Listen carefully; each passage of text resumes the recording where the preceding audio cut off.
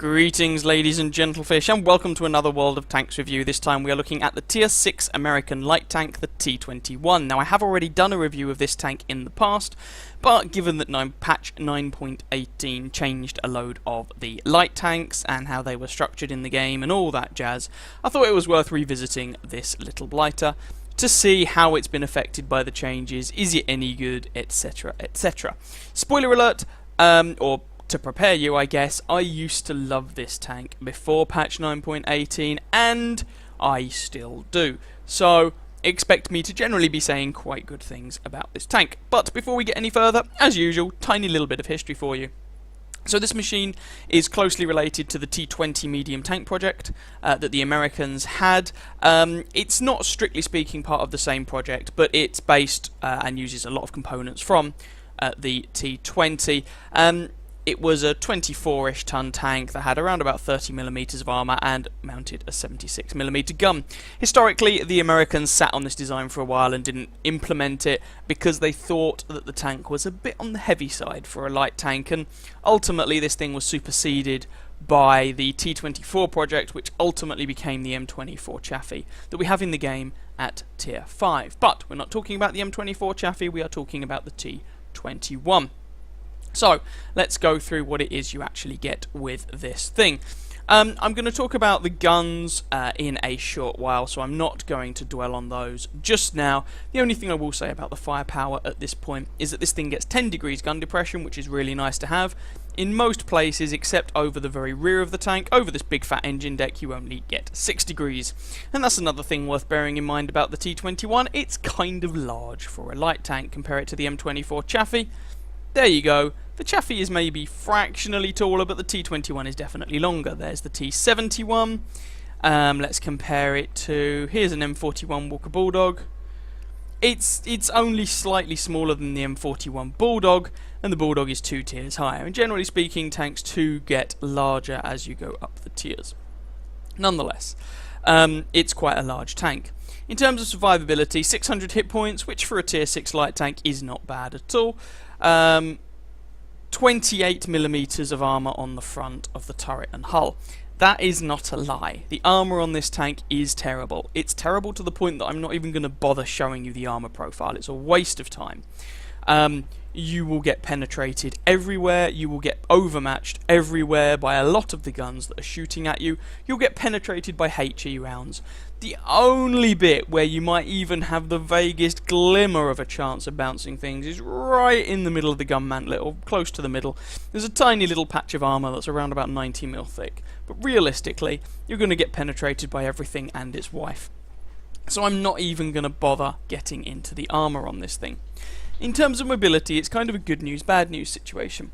Good news, you have a decent engine, 600 horsepower, on a with my configuration, it's a 23.44 ton tank, giving you a specific power of 25.6, which is very respectable. Overall, this thing accelerates very well. The traverse speed of 62.58 is hilarious. This thing turns incredibly well. This is a very, despite its size and poor armour, this is actually a very good dogfighter. It likes to get in there up close, personal, and humiliate people. Then there's let's continue with the good news. 21 kilometers an hour reverse speed is actually pretty nifty. It's the same as the M24 Chaffee, slightly worse than the T71, but all things considered, slightly worse than the M41 Walker Bulldog, but all things considered, it's perfectly usable. The bad news, the 57 km an hour forward speed limit is a bit on the low side. Again, just to compare it to some counterparts, the Chaffee is at 62, the T71 is 64, the Bulldog is 68. So, basically this thing, for anyone who played the really old school Chaffee, when it was tier 5, well, it still is tier 5, when it had the bobblehead and it could see tier 10s, that thing had a dodgy maximum speed going forwards, but it accelerated and turned like a beaut and dogfighted like a champ. This thing is very similar. Maximum speed or top speed, not great, but God, it's got some grunt and it accelerates and turns incredibly well. Concealment, well, you are a light tank, so your concealment values aren't bad, but you're not the smallest light tank in the world, so it's not the best. Just bear that in mind.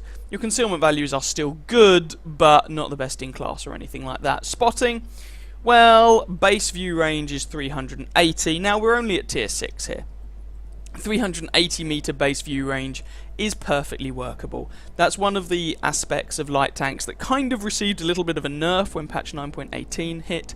This thing, if memory serves, used to have a 390 meter view range, now has 380. What that means is that in order to hit the maximum view range cap, you're going to need to either be using binocular telescopes or have a ninja crew. I do not have a ninja crew, and I do not use binocular telescopes, so my view range is currently 432. If we play around with that just a little bit, let me show you how you could hit the maximum view range. So, let's say, for instance, you were using, let's go to the equipment, you were using optics, and let's leave off the vents for now, for reasons that I'll get onto. So you're using coated optics. Let's say that you've got a Brothers in Arms crew. Let's also say that you've got situational awareness. Still not there, technically. You need to have Brothers in Arms, recon, situational awareness, and optics to hit max view range. Alternatively, of course, you could decide to grab yourself a case of cola. And let's start dropping some of these skills. So, Brothers in Arms, optics, case of cola, you're at 445. Let's drop Brothers in Arms. 446 if you take recon and a case of cola. 452 with situational awareness and a case of cola. So this is one of those tanks where taking the premium consumable is actually quite a significant buff to the machine. You can throw vents into the mix as well, of course. Let's throw vents on and see what sort of difference it makes. Let's take out situational awareness. Vents, optics, and cola does not quite hit the max view range cap. So let's throw Brothers in Arms. Now we're at max view range cap. Let's throw out the cola. Brothers in Arms, vents, optics, situational awareness. We have max view range cap. Recon, not quite. So I mean, not having max view range isn't the worst thing in the world, but it's something that is definitely worth bearing in mind. Signal range is hilariously good. It's a tier 10 radio, 745 meter base signal range. I mean, no one's going to get excited about that, but it's a thing that the tank's got that's good. Let's have a look at the firepower then. You've got two guns to choose from. Well, I say two guns to choose from. It's not really two guns to choose from. You have the M1A1L, 76mm gun, unique to this tank. Unique to this tank. So 76mm gun with 120 penetration. Now, interestingly, despite the fact that this is an M1A1, which is the same gun you get on the M4 Sherman, it actually has worse penetration slightly, which is a bit odd, but there we go. Accuracy at 0.41 is god-awful. 2.3 second aim time gets the job done. I mean, the gun isn't complete garbage. It's okay for grinding out the top gun, but once you have the top gun unlocked, you're never going to look back. M1A2L. Once again, however, despite the fact that this is an M1A2, which is the same gun you get on the Easy 8 Sherman, the penetration is actually fractionally higher in this case at 130. This gun is shared with the T21, by the way. 130 pen, 177 with APCR, 38 with HE alpha damage, 115, 115, 185, the sort of values you're used to.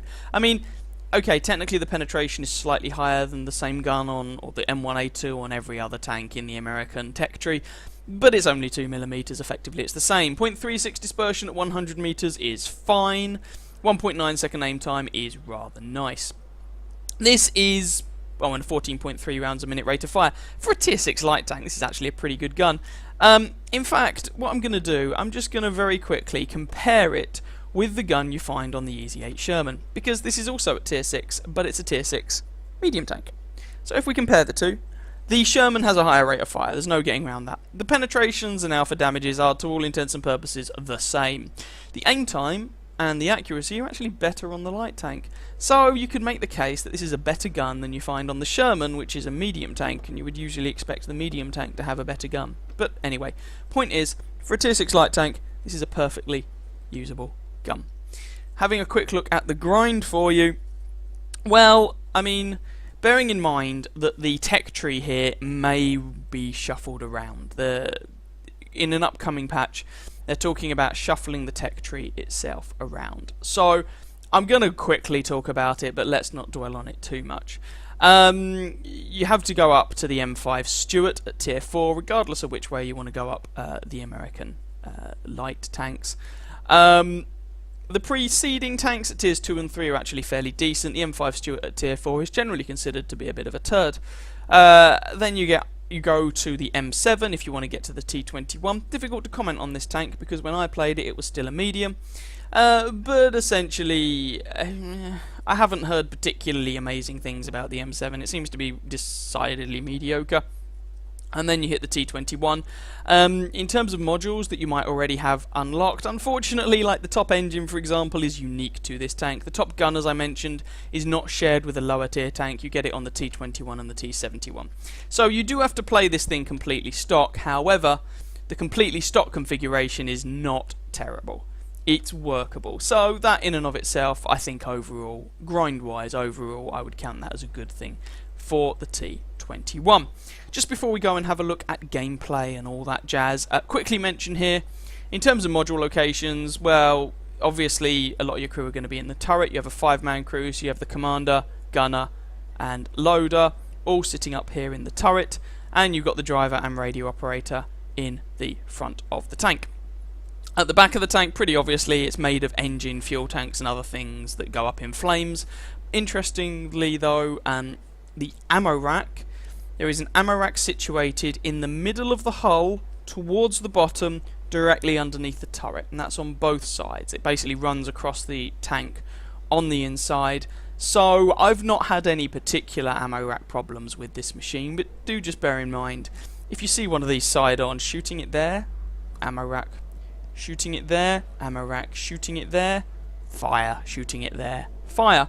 From the side, the profile of this tank gives you quite a lot of things to shoot at that lead to additional damage, so that's something to be aware of. Modules, crew skills, and all that jazz then. It's a light tank. You want Sixth Sense, you want camouflage, you want snapshot, you want smooth ride, you want all the usual good stuff. Brothers in arms when you get round to it, but it's probably not going to be a priority. Situational awareness and recon are also good to have. I currently have situational awareness on my radio operator. Apart from that, I don't think there's anything particular to say about crew skills. Pretty generic. Consumables, I've already talked about cola. That's probably the only non-standard consumable I would be tempted to go with. In terms of fires, this tank is not especially prone to fires, so you could swap out the manual fire extinguisher for that cola. You probably wouldn't want to swap out the other two. Fires do happen, but they don't happen often enough for it to be a massive concern.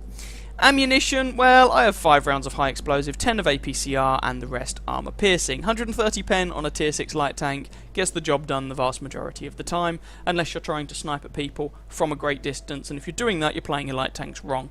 So, yeah, I don't remember the last time I fired APCR out of this gun. HE, while it's not fantastic, there are targets that it can be useful against, so there you go.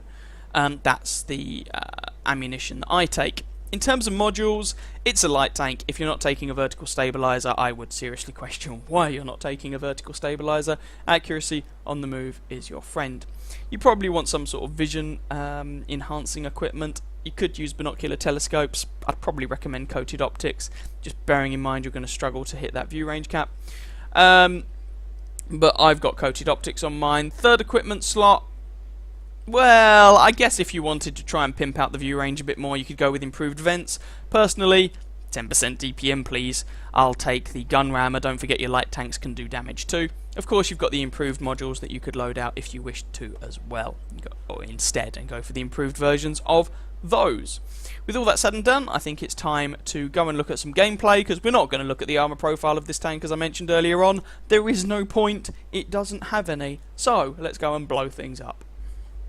Here we go then with our first match, top tier here on Himmelsdorf. Not exactly the best map in the world, but we are top of the matchmaking spread, and if we actually look at the top tier tanks on each team has 2 light tanks and an artillery piece on friggin' Himmelsdorf. I don't know, the matchmaker was feeling kind of derpy today, I guess.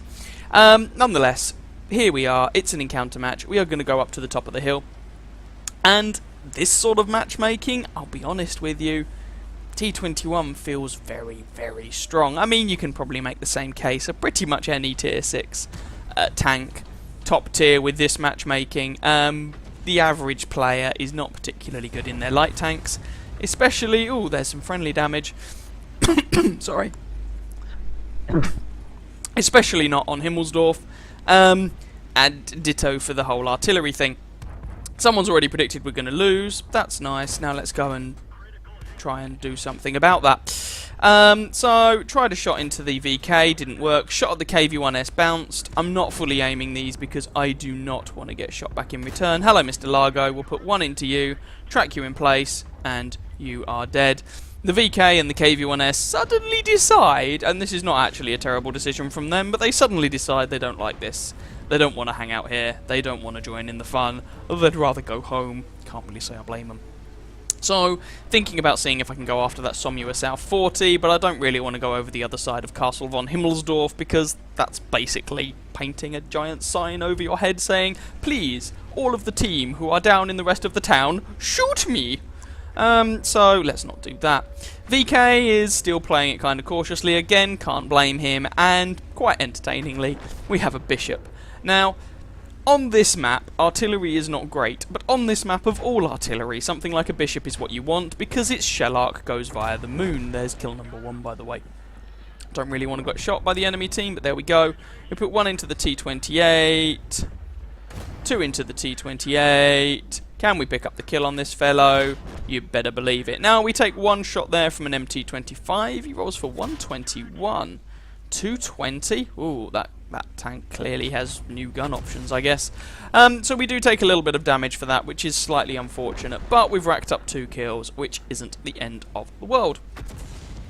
VK2801 is down there, MT25 is down there, trying to make sure we've broken contact with those fellas. We try for the MT25, but no dice. VK, on the other hand, becomes kill number 3.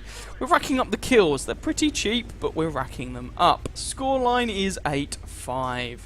VK3001H has died. KV-1S is still there. And I'm trying to get our team to attack, so screw it.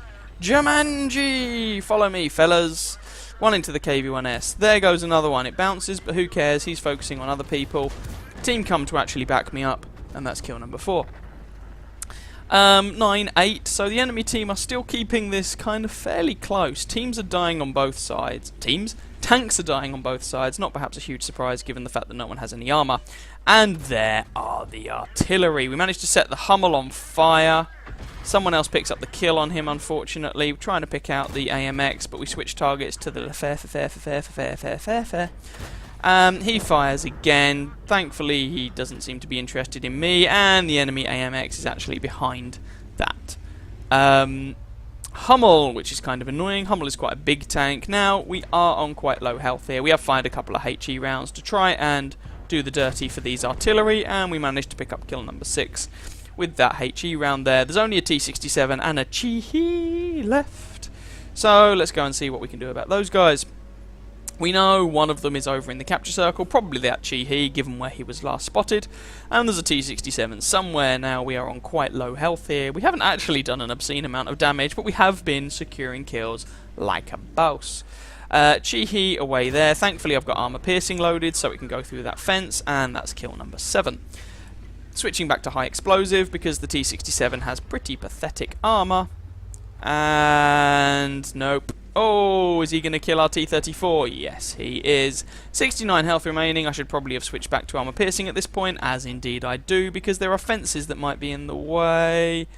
And there we go. Managed to secure the kill on the T67, and that is the game. So let's go and have a look at the post-game stats. That game then ended up being enough for First Class Mastery, Reaper, 5 for effect, Duelist, Bruiser, Top Gun, a Pascucci's medal for killing the artillery. Is that a Pascucci's? Looks like a Pascucci's. And a Radley Walters medal for picking up those 8 kills. 1,173 damage done, 8 kills, 916 base experience, kill stealing like a boss, but the map wasn't particularly good. So, swings and roundabouts there. Either way, ended up being a decent performance. 18 shots fired, 17 hits, 14 pens for that damage count. Most of which, well, about half of which was from long range, half of which was from short range. 3 hits received. Did we bounce any? Did we heck? And we were on the verge of death at the end. 2 enemy vehicles spotted, 11 damaged, 8 destroyed, 167 assistance damage, 9 base defense points, just over 2 kilometers travelled, 12,000 credit profit, with a standard account for a 4.5 minute match. So there we go, that was game number 1. Let's go and have a look at a game with decidedly less favourable matchmaking next then. As promised then, a tier 8 match for you. We've got an assault game here on Derpenberg. And, well, we'll see what happens. Having a look at the tier rates on each team. We've got an IS-3, T21 Prot, and HWK-12. They've got a 112, ISU-152, and the M41 Bulldog. Just having a look at the heavily armoured targets, by which I mean targets that I'm not really going to be able to penetrate frontally. 112, Oni. Anyone might struggle with the VK and the SU-122, to be fair. T150 I can penetrate as long as I choose my shots, and the rest I can basically auto-aim to death. Most of the time.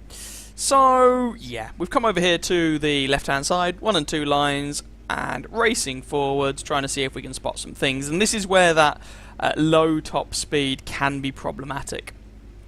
Now, I say low, it's just under 60 kilometers an hour. That's still not bad, but it's more the sort of top speed you'd associate with a fast medium tank rather than with a light tank. So, yeah. Nonetheless, managed to get ourselves forward to do some spotting, seeing if there's anyone coming with me. We got the VK3002D and Panther M10. Looks like the German medium tanks aren't having any of this camping at the back lark, which is nice. It means I get some direct support. IS behind us as well, who is now moving up. IKV-65-2, sorry mate, don't think you're going to get to shoot much there. Ditto for the Jackson. So, we've already picked up a little bit of spotting damage on the VK there, which is nice. Trying to see if we can do anything else about him, whilst being conscious of whatever else might be there to shoot us. Now, unfortunately, we don't spot that chap until he shaves off 3/4 of our health. Well, okay, 2/3 of our health, which is a bit of a shame. So already we've done 130 damage, but we're now in one-shot territory for everybody and their aunt. The only people who are going to take more than one shot to kill us are those guys who are in light tanks. So, not the best start in the world. And we actually decide, screw that, that's a horrible engagement, let's not have any more of that. Where did the guy actually hit us? Right in the side of the turret. Yeah. Go figure. So, gonna see if we can change the engagement, come at them from a different direction, and not be hit by that 122mm gun again, because that would spell our demise. In fact, at this point, a shot from the VK's 88mm gun would also kill us. So, yeah.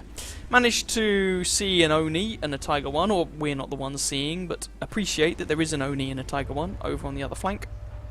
Not that we can shoot them, of course. They are down in the valley. 5916, AMX 1375, is that? Yep. We might be able to put a shot into them at some point. As it is, M41 Walker Bulldog up there. One shot towards him, there we go. Can we have another one? Nah, he manages to back off. Which is a bit of a shame, but yeah, there we go. C'est la vie. Type 64... Critical hit! Yay, only a little bit of tracking damage. That shot just completely misses. I said the accuracy on this gun is okay. It's worth pointing out this guy is basically 550 meters away, and that when he's stationary we did manage to put 2 successive shots in to pick up the kill. So, yeah. Haven't been spotted, which is nice. So, just going for a relocation, trying to see if we can do anything about the KV2. Not really. There are buildings in the way. Bulldog, do we have any? Ooh, we have a shot potentially on... Nah, weren't able to aim in time. Probably should have taken that as a snapshot, but my reaction times are like treacle, and I didn't. KV2 and 112 are still up north. 1375 is on 18 health. We might be able to pick up the kill on him. He's dead though. Hellcat is away in the background, and our team is 4-2 up. Our team is pushing fairly hard, which is nice to see. Take a shot toward the Hellcat, doesn't manage to do anything, but the HWK kills him anyway. So, at this point, it looks like it might be useful if I did some flanking. Shot some folks in their sides and in their rears, so we're moving up to do exactly that. 6-2 is the scoreline. Looks like this team is successfully pushing the enemy tanks, which is nice, and takes the pressure off us somewhat. KV2 is hidden by that building, unfortunately. And I was thinking about putting shots into the Tiger and into the Oni, but I'm very conscious of the fact that they could just go meh, turn around and blat us in the face. So, yeah, slightly dubious position. Nonetheless, screw it, let's make ourselves useful. See if we can do that. Anyway, hopefully they won't be looking at us, and hopefully we can get some damage into them without getting shot by that TD in the background. So, Oni, Tiger 1, who's the one who's going to be nice and give us something to shoot at? One into the Oni. He turns around, so we're trying and put one into the side of the Oni's turret, but those Japanese heavy tanks have pretty naddy turrets. Switch to APCR, but isn't necessary in the end as he dies. The Tiger has also died. ISU 152, KV2, T150, and AMX 13 F3 are left. Trying to be fairly close to the front of the push so that we can pick up some assistance damage here, some nice spotting. KV2 is over to our left-hand side. He's probably not too long for this world, though, as he's outnumbered by 1, 2, 3, 4, 5, 6 to 1! Yay! AMX 13 F3 and ISU 152. Going to pick out that ISU. Managed to fail to penetrate him, which is slightly irritating. Managed to fail to penetrate him again. You know, I've been singing this gun's praises and then it all goes hideously wrong. T150 is at the back of the map. Absolutely no idea what this guy thinks he's doing. Trying to see if I can set this guy on fire because fuel tanks. And one, no, someone else picks up the kill. That just leaves the ISU 152. That one fails to penetrate. This gun is capable of penetrating an ISU 152, but he just seems to have decided that his armor is made of purest, finest Soviet bullshitanium today, so what can you do? The guy is looking at me, and so we try not to go over there and die. As it is, our spotting manages to enable our IS-3 buddy to take him out, and that is the game. Pretty quick game, 15-4, whitewash. I say pretty quick, but you have to bear in mind that was an assault game there on Erlenberg, so we only actually had, well, 40% of our time left. So, while the game wasn't too slow, we definitely did want to get on with that one. So, let's go and have a look at the results for this match. Here we go then, that game was enough for second class mastery and fire for effect. Finished 4th on our team by experience, done 999 damage, yeah I know. 1 kill, 744 base experience. On top of that damage, we did 842 assistance damage. So, all things considered, especially as we were bottom tier, not too bad a result. Only a 16.25 minute match, 14,000 credits made with a standard account, so pretty nice overall. Let's go and round things off again in the garage. So, what are my thoughts overall on this tank? I think it's a very, very fun tier 6 light tank. For me, what's really not to like? It accelerates well, it turns well, it dogfights like a boss, has a decent gun, good gun depression. I mean, good enough view range. I think it's just a very comfortable light tank to play. The only real downside, or the two real downsides of this tank are it is quite large and the top speed isn't fantastic. But overall, I think it's a really solid machine. Interestingly, if you compare this tank pre and post patch 9.18, lots of tanks, light tanks got changed. And this one, if you actually look at the changes it received, essentially, they nerfed the rate of fire on the gun, so that is a nerf, in exchange for removing light tank matchmaking from it. So effectively they nerfed the rate of fire and dropped the tank down a tier. Let me rephrase that and try and put it into some context. Imagine you had a tank and Wargaming came along and said, you know what we're going to do? We're going to nerf its rate of fire, and you go, oh. And then they say, but we're going to effectively give it more armor, more health, higher alpha damage, higher penetration. We're going to make it go faster. Yeah. Because obviously the fact that this thing doesn't get light tank matchmaking anymore means it's effectively a tier lower than it used to be. Which means that while it has the same hit point pool it used to have, that 600 hit points goes a lot further. The 115 alpha damage goes a lot further. It feels more because you're a tier lower, effectively. So this thing patch 9.18 actually gave this tank some pretty serious love, and I enjoyed it before that. Now it's just, you do notice the worse rate of fire, but everything else, it's just like, yes please, haha, fear me. And when you're top tier, it feels dirty. Really, really dirty. I showed you that map on Himmelsdorf. That is, or that match on Himmelsdorf. That is not a good map for this tank. Still racked up a Radley Walters medal. So, I mean, I think it's a damn good machine. Your mileage may vary, but I definitely think, especially since patch 9.18, if you've previously looked at this tank and thought, I don't know, or thought, it looks a bit mediocre, I definitely think patch 9.18 was really kind to this tank, and you should go and give this machine another visit. I think it will be definitely worth it. Anyway, that's everything I had to say about the T21. I love this machine, definitely still keeping it. For me, so much more fun than the T37 and some of the other tier 6 lights. Although, to be fair, I haven't played the T37 since the patch, but honestly, I own this thing. I have no great desire to. So, yeah, go figure. But I definitely recommend you try out the T21, whether you have before or not. Loads of fun. And the rest of the line that the T21 leads on to, well, depending on what they do with the tech tree, it might be that it ultimately leads up to the high tier light tanks, or it ultimately leads up to the T57. Either way, there are some machines up here that people generally find worth playing. So, I would definitely recommend this machine. Anyway, that's enough from me. I hope you guys enjoyed this review, possibly even found it vaguely informative. If you do, by all means feel free to catch me in another video, or subscribe to my channel, like the video, all the usual good stuff. And either way, I will catch you in another video, hopefully, and I wish you very happy hunting on that battlefield. Ciao, ciao.